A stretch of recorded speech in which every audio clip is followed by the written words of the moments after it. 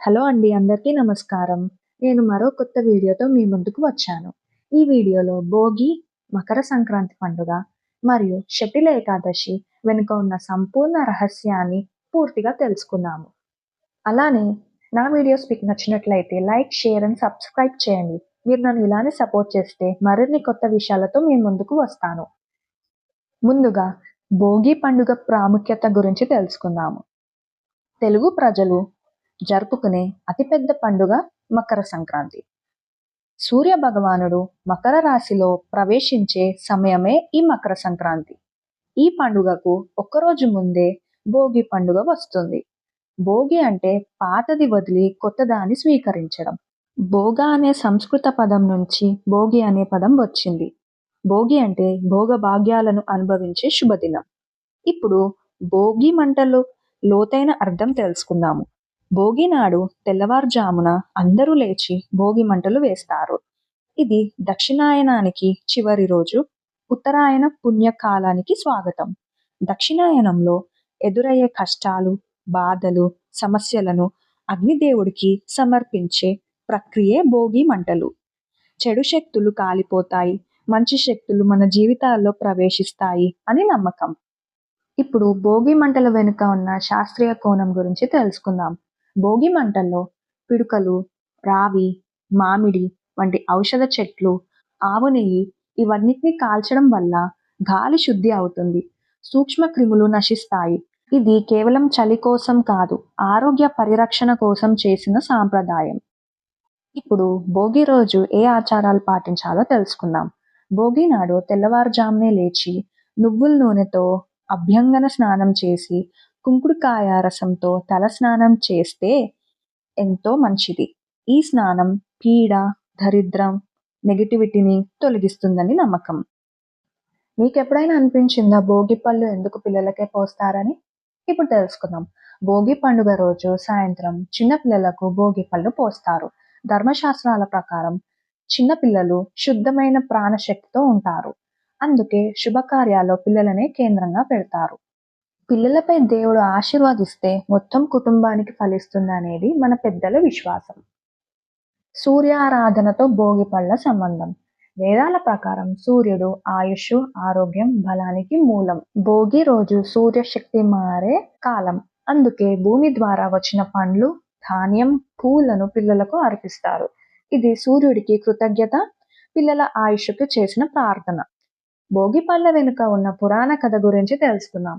భోగి పళ్ళను రేగు పండ్లు అంటారు. శ్రీమన్నారాయణుడు భద్రికావనంలో ఘోర తపస్సు చేయగా పరమేశ్వరుడు ప్రత్యక్షమయ్యాడు. ఆ సమయంలో ముక్కోటి దేవతలు రేగి పండ్లతో నారాయణునిపై అభిషేకం చేశారు. ఆ ఆనందంలో శ్రీ మహావిష్ణువు చిన్న బాలుడిగా మారాడంట. అందుకే పిల్లలను నారాయణుడిగా భావించి భోగి పళ్ళు పోసే సాంప్రదాయం ఏర్పడింది. దృష్టి దోష నివారణ.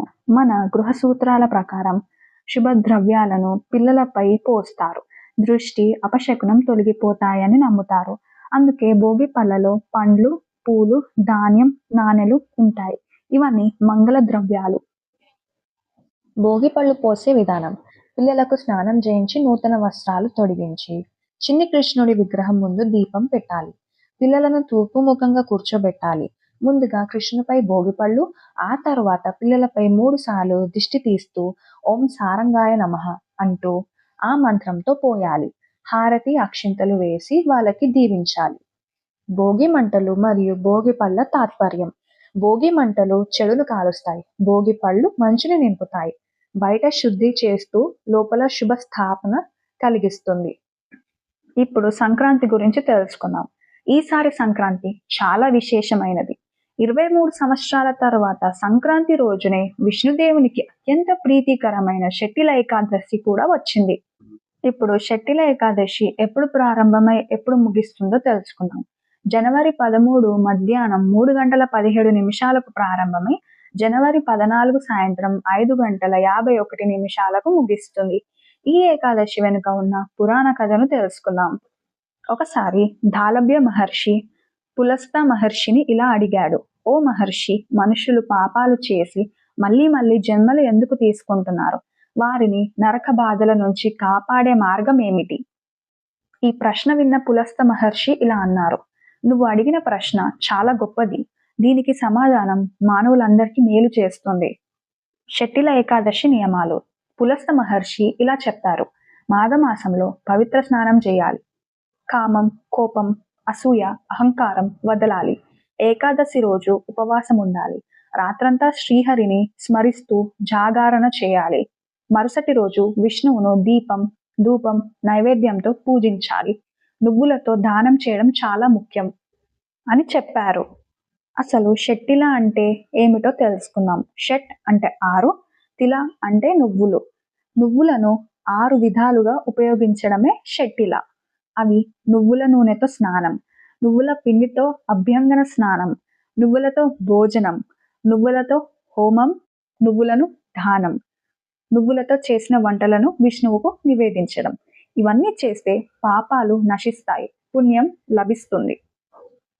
అప్పుడు ఒకసారి నారద మహర్షి శ్రీ మహావిష్ణువుని అడిగాడు: ప్రభు, షట్టిల ఏకాదశి వ్రతం చేస్తే ఏ ఫలితం లభిస్తుంది? అప్పుడు శ్రీ మహావిష్ణువు ఒక కథ గురించి చెప్పాడు. ఒక బ్రాహ్మణి ఉండేది. ఆమె చాలా ఉపవాసాలు చేసేది, కానీ ఎప్పుడూ దానం చేయలేదు. ఒకసారి శ్రీ మహావిష్ణువు భిక్ష అడిగితే ఆమె ఒక మట్టి ముద్ద మాత్రమే ఇచ్చింది.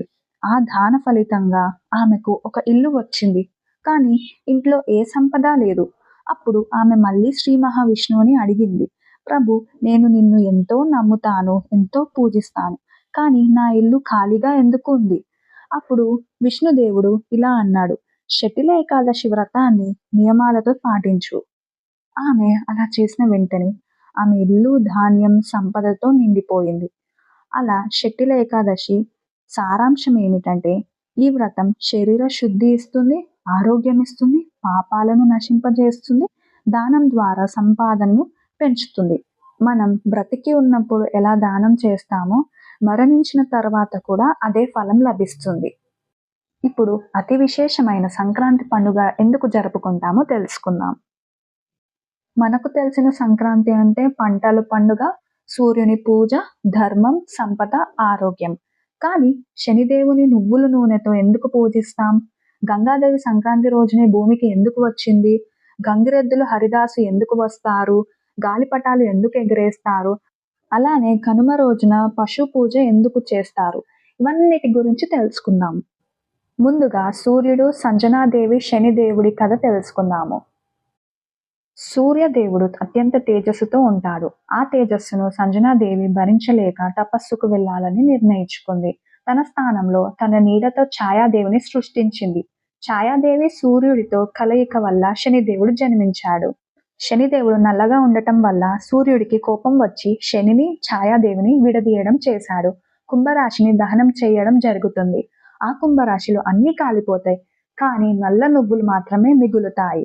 శనిదేవుడు ఆ నల్ల నువ్వులతో సూర్యుడిని పూజిస్తాడు. ఆ భక్తికి మెచ్చిన సూర్యుడు మకర రాశిని శనికి రెండో నివాసంగా ఇస్తాడు. సంపద, ధనం వరంగా ఇస్తాడు. అందుకే మకర సంక్రాంతి రోజున నల్ల నువ్వుల నూనెతో సూర్యుడు మరియు శనిదేవుని పూజిస్తాము. గంగాదేవి భూమికి వచ్చిన రోజు. సాగర మహారాజు కుమారులు కపిలముని తపస్సును భంగం చేశారు. అగ్నిలో భస్మమవుతారు. వారి మోక్షం కోసం భగీరథుడు తపస్సు చేశాడు. శివుడు తన జడల ద్వారా గంగను భూమిపైకి తీసుకొస్తాడు. ఈ దివ్య ఘట్టం జరిగింది మకర సంక్రాంతి రోజునే. అందుకే ఈ రోజు గంగా స్నానం చేస్తే పాపాలు తొలగుతాయని నమ్మకం. గంగిరెద్దులు ఎందుకు వస్తాయి? గజాసురుడి కథలో విష్ణువు గంగిరెద్దు ఆడించే వాడిగా వస్తాడు. నంది గంగిరెద్దు రూపంలో నాట్యం చేస్తాడు.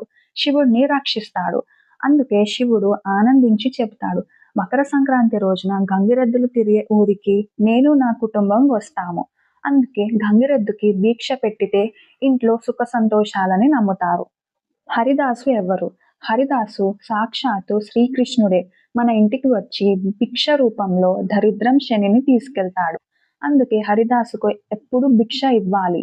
కనుమ రోజున పశు పూజ ఎందుకు జరుపుకుంటాము? నందీశ్వరుడు శివుడి శాపంతో భూమిపైకి వచ్చి రైతులకు వ్యవసాయంలో సహాయం చేస్తాడు. అందుకే కనుమ రోజున ఆవులు, ఎద్దులను నందీశ్వరుడిగా పూజిస్తాము. గాలిపటాలను ఎందుకు ఎగరవేస్తాం? సంక్రాంతి అంటే ఉత్తరాయణ పుణ్యకాలం ప్రారంభం. ఈ సమయంలో దేవతలు ఆకాశంలో విహరిస్తారని నమ్మకం. గాలిపటాలు ఎగిరితే దేవతలు ఇంటికి వచ్చి ఆరోగ్యం, సంతోషం ఇస్తారని విశ్వాసం.